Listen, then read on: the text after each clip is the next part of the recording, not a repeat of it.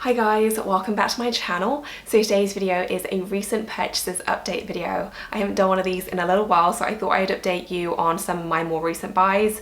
As usual, I'm splitting this video into hits and misses, but I'm also going to be sneaking in a third category of items which I don't really consider them misses, but they weren't quite as great as I'd hoped they'd be. So I hope you guys enjoy this and let's get started. I did also want to mention the My Trees discount code because I have been getting some questions on that. I know that they took off the treat yourself labels on all the items that were included, but the discount code is still live. I believe the labels are now back on. I don't know why they went away. I know I got quite a few messages, but the discount code is still live until Thursday, I believe. So you do still have a few more days to shop it. It's $100 off a $700 spend and $200 off a $1,300 spend. It's available almost worldwide and there are different codes for different countries. So I'll leave all the information in the description section along with my blog post with all of my picks if you did want to check it out. So first up is my Mulberry Dolly, which I haven't really spoken about since I first got it, but I've got to say I've really been enjoying it and I actually think it's a really strong contender in terms of the wallet on chains out there in the marketplace. It's priced not as crazy as some of the other kind of super high-end options like Chanel, but it still does everything that those wallet on chains do and even a little bit more as well. I think the design is actually pretty great. So you do have the turn lock right here, and what I particularly love is the fact that it is just a little bit deeper than other wallet on chains, which means that you can fit quite a bit more. So I don't know if you'll be able to see that, but it opens quite wide, and so I can happily fit in there a small kind of wallet if I wanted to, definitely a card holder, my key pouch, a bit of makeup, you know, all my essentials, whereas usually I pretty much have to downsize everything. I almost never take a kind of proper wallet or card holder with me if I'm using a wallet on chain, whereas it is an option for this one, but you also don't have to because you do have those card slots as well as that longer slot on the back. You do have a zip pocket right here, and that can fit in a decent amount as well. It is very slimline obviously, but it does go down quite a bit, and you do have that front pocket. And then in addition to that, you have a pocket on the back, and this actually kind of extends out as well, so you do have a little bit more room there also. I really feel like it's a well-designed wallet on a chain. They've really made use of all the available space, and it is quite a structured little bag. And I'm just going to compare my Chanel one, which I have right here. So even though the Chanel one is a little bit wider, in terms of the depth, the Mulberry is quite a bit deeper, and that really does make all the difference in terms of what I can fit inside. And of course the Mulberry is quite a bit cheaper as well. I've got to say I've really been enjoying it. I think it's so great. You can also detach the chain as well if you did want to carry it as a clutch, making it even more kind of multi-purpose.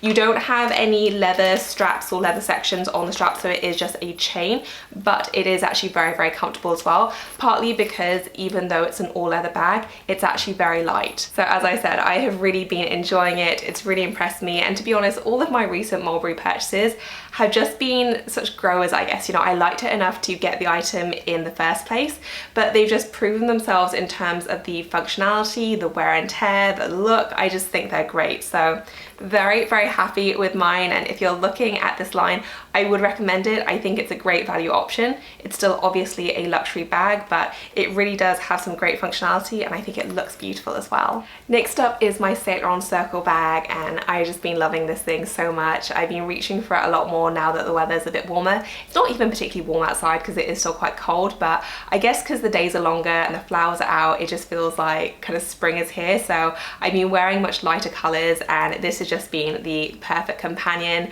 I love the look of it. I think it's so gorgeous. I love that it looks like a little bit vintage but still quite modern. The shape is really unique in my collection as well.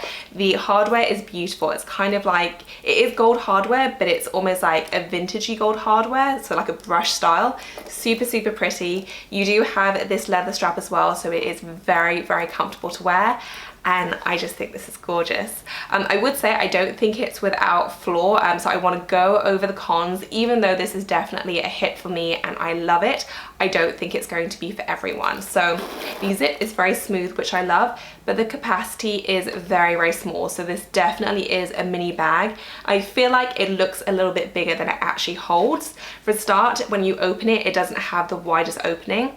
It does soften up with time, but still it isn't a very wide opening. And if you have anything bigger than an iPhone XS, and I'm not sure what that is with the newer models, but if you have like the Plus version, then you're not going to be able to fit your phone inside, because this is the iPhone XS and it just fits in, but it kind of reaches to the top. So anything bigger than that, you're not going to be able to fit your phone in. But for me, it's kind of perfect because it fits in my phone. I can fit in addition to that, some makeup and also a slimline wallet and also my Louis Vuitton key pouch.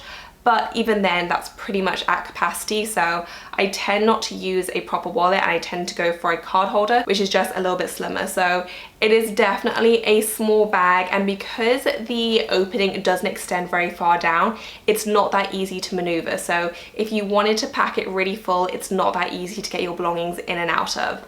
So I would say that, and for that reason, I don't think it's a good candidate for kind of a grab and go, really carefree bag. But if you wanted something that was just a very cute crossbody, if you wanted to use it for, you know, a date night or something, I think this is adorable. As I mentioned, I love the look. The zipper is very smooth and it is a very, very nice quality bag. You know, it feels like a quality bag. And even though you do have that nice heavy chain, it's still a very light, comfortable bag to wear. So overall, I love it, but I don't think it's going to be for everyone, so keep that in mind. But so far, so good. I just think it's the most beautiful thing. Next up are my Dior shoes, and oh my goodness, I love these so much. I've really been enjoying them, and I think they are so, so stunning.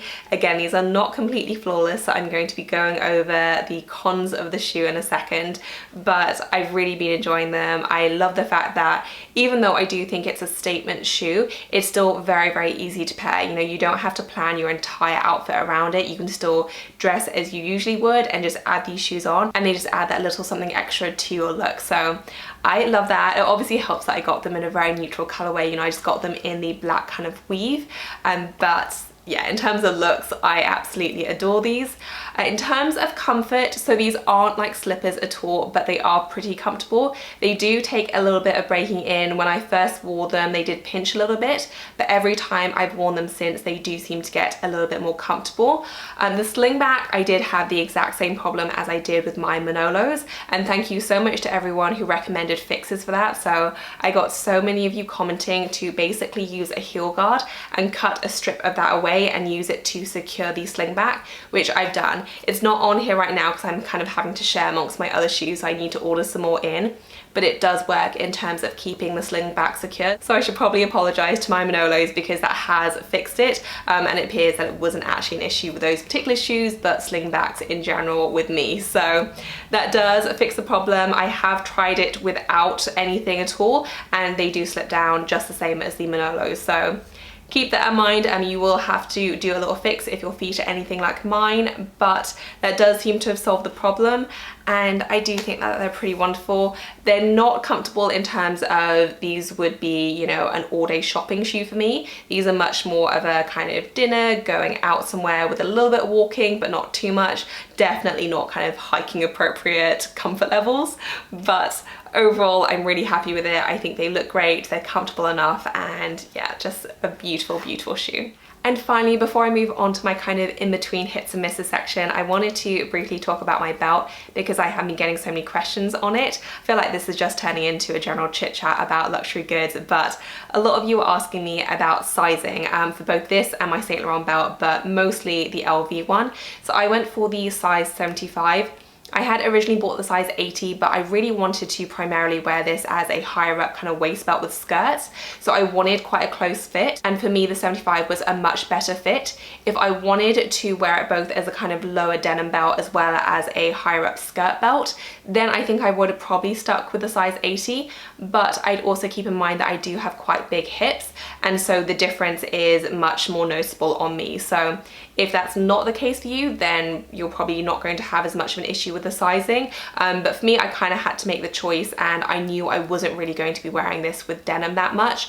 I could still probably make it work, but I'd have to kind of use it on the kind of most generous setting.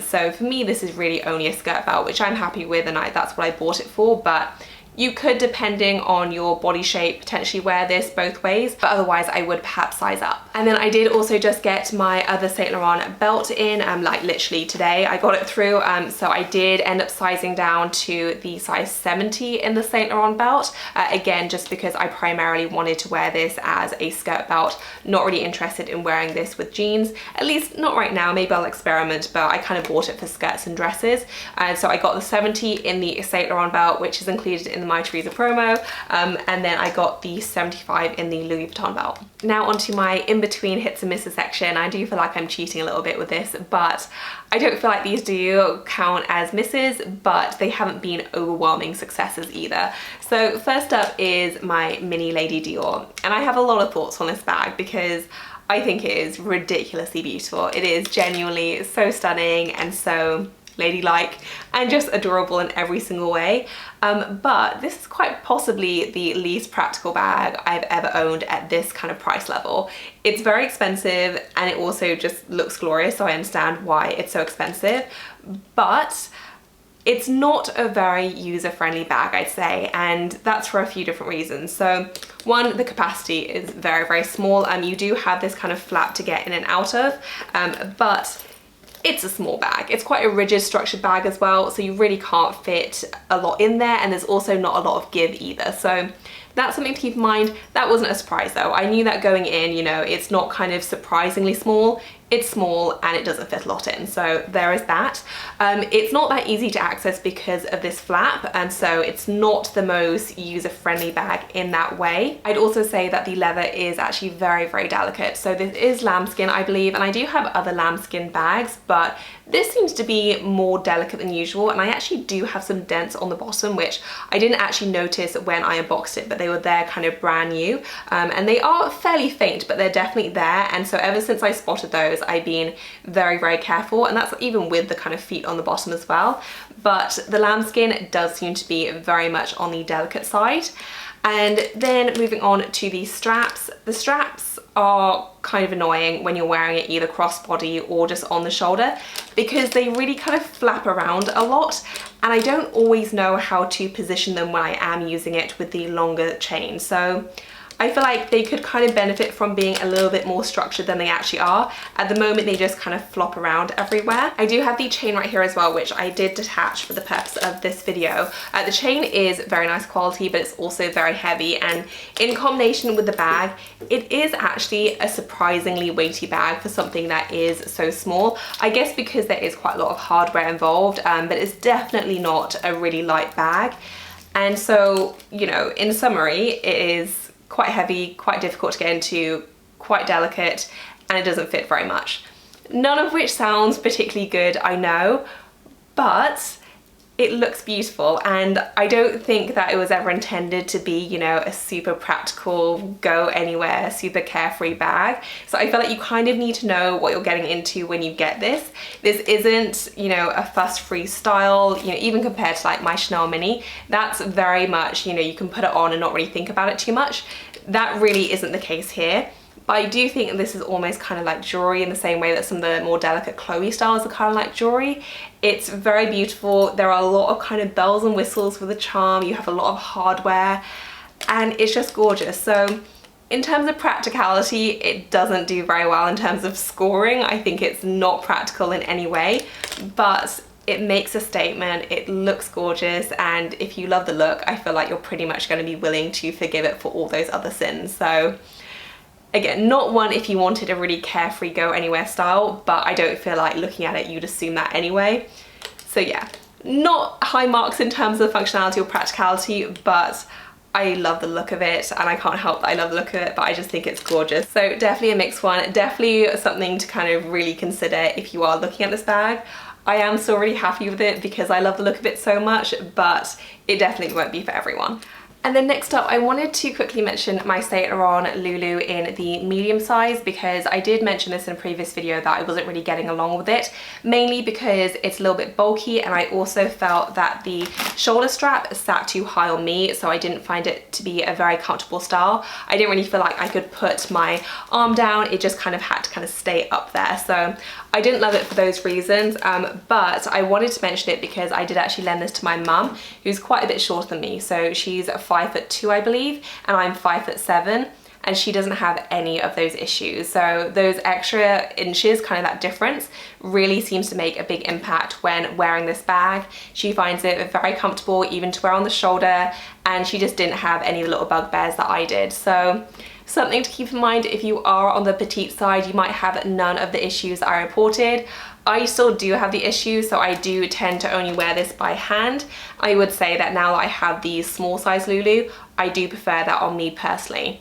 But again, I'd say just to try it on if you were debating between the sizes, especially if you were on the petite side, because you might have none of the kind of shoulder strap or bulky issues. And now for an item which I do actually think is a bit of a miss. I'm sad about this because it's pretty new and I was very excited about it, but it is the new Saint Laurent wallet that I got, which whilst I love the look of it, I don't think it's the most functional or kind of the best option in terms of this size range now that I've used it for a little while.